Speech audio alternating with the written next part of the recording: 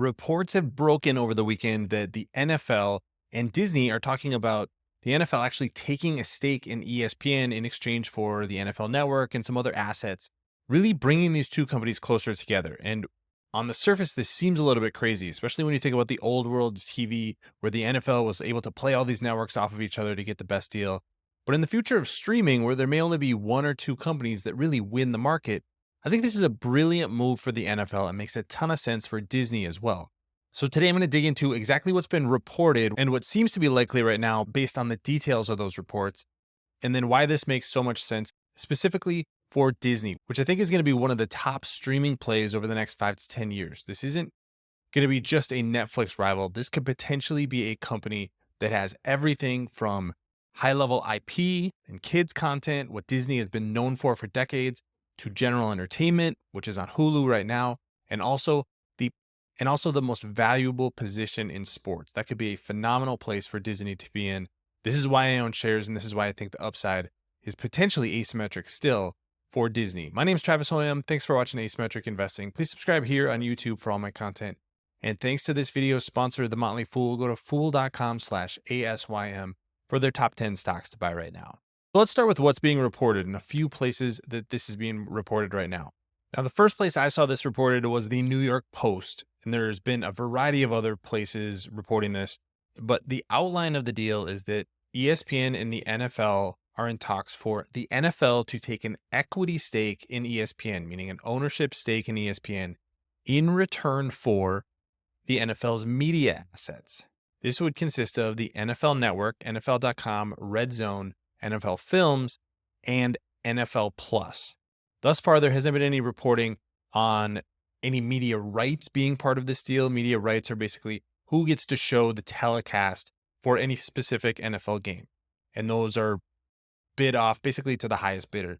ESPN has the Monday Night Football rights and is obviously a big partner of the league, but that's not exactly what we're talking about here. So what's the reason that the NFL would be interested in this and potentially going into business with ESPN and Disney? Well, the NFL obviously wants to lead when it comes to streaming.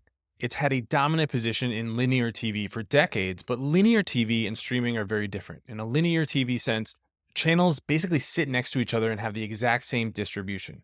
So the broadcast channels are effectively the same from a distribution standpoint, meaning they reach the same number of households: ABC, CBS, Fox, and NBC. So those are the four companies that are typically bidding for most of the NFL games. Now, the NFL has started to move on to cable, but they want to go with the biggest cable companies. So ESPN is the natural partner there. ESPN that makes the most money from cable. They charge the highest carriage fees, and they have the biggest audience. The NFL doesn't really want to venture too far outside of that. And when they have, they've gotten a lot of pushback. You can see that with the recent game that was carried only on Peacock, the playoff game between the Chiefs and the Dolphins. Now, Peacock, at least before that game, only had about 30 million subscribers. That compares to about 120 million subscribers for Disney's streaming service and over 200 million subscribers for Netflix. We also know that the limited number of games, those Thursday night games, which has been shown on Amazon, have about 40% fewer viewers than traditional linear TV. So what does the NFL want to do when it comes to streaming? Well, they want to have a presence in streaming without burning the bridges of the old broadcast model. So they need to have a partner that has both of those assets. Disney is the perfect kind of partner. ABC, ESPN, and the second largest streaming service, with Disney Plus, Hulu, and then ESPN likely to go over the top next year. So that's potentially a really valuable position for Disney to be in when negotiating with the NFL. Who do you want to be your partner? Do you want to have NBC and Peacock be your partner? That doesn't seem very likely. Do you want to have CBS and Paramount Plus be your partner? Again, pretty small audience on the streaming side. Fox doesn't have a streaming business. So the natural partner when it comes to streaming to have a bridge between the linear world and the streaming world is Disney. That's why I think this makes a ton of sense.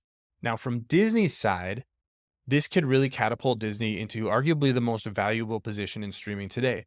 And the reason for that is what is called and to just give a visual of this, what we're going to see playing out in streaming is what's called the smiling curve, where the amount of value that you can extract or the profits that a company can make depends on either being very, very high scale or much lower scale and a high niche player in the market. This would be like an individual creator like myself or somebody else on YouTube. Very small team, very high profitability for the number of views that they have. But the NFL is playing a scale business. So you want to go with the company that has the most scale. Again, when you look at Max, Paramount Plus, Peacock, all of those companies have streaming audiences in the tens of millions of people, and they don't really have a lot of pricing power either. Disney, on the other hand, has a huge streaming service, 113 million subscribers to Disney Plus alone, and then add into that Hulu and ESPN Plus. We haven't even seen ESPN go over the top yet. So as you start to think about how the streaming landscape lays out, Disney has subscribers and they have the second highest price point per subscriber just for Disney Plus, not even including the bundles with Hulu and Disney and ESPN Plus. And it's second only to Netflix, who basically has said that they don't want to get into live sports. It's not a business that they have been interested in playing in. I think they should get into live sports, but again, they don't have that bridge to the old linear TV world. So this is Disney's opportunity to take a huge swing and bring the NFL on board in its streaming service and in that bundle. As we start to see ESPN go over the top, that could make it a must-have product for sports fans.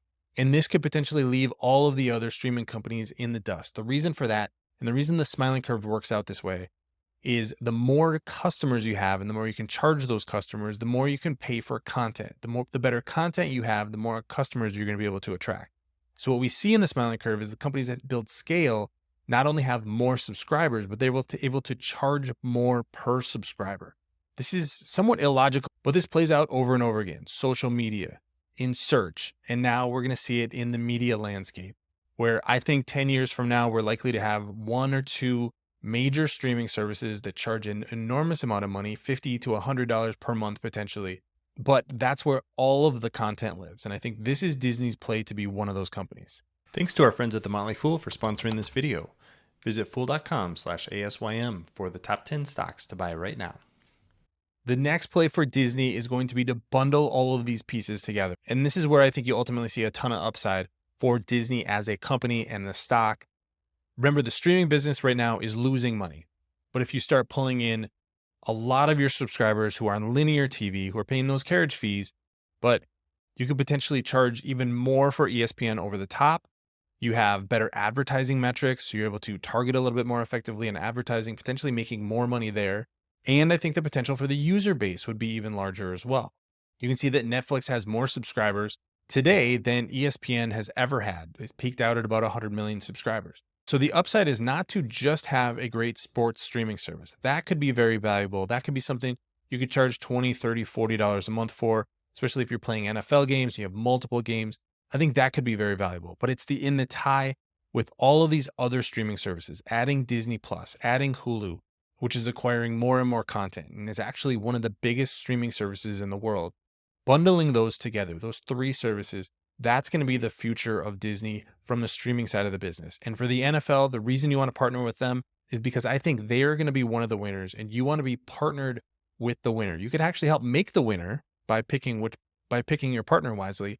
But if you choose ESPN to be that partner, you could help ensure that they're going to be one of the winners so that when NBA rates, NFL rates, lacrosse, soccer, everything around the world could potentially be looking at ESPN as the best place to be from the streaming side of things, as the most distribution, the most potential for monetization. Add in the fact that you have that bridge to linear TV with ABC and ESPN. And I think this is a phenomenal deal in the making. It's a win for the NFL because you take that leading position in streaming. You don't have to worry about having a disastrous game like they had with Peacock. And for Disney, you solidify your spot as likely the first or second player in the streaming business. So this is one of the reasons that Disney is one of my picks as an asymmetric stock. I own shares and I'll be looking to pick up more in the next few months because I think a potential NFL deal just really seals the deal as Disney becoming a streaming giant. But what do you think? Leave your comments in the comment section below. Don't forget to subscribe to Asymmetric Investing. Thanks for watching, everybody. See you here next time.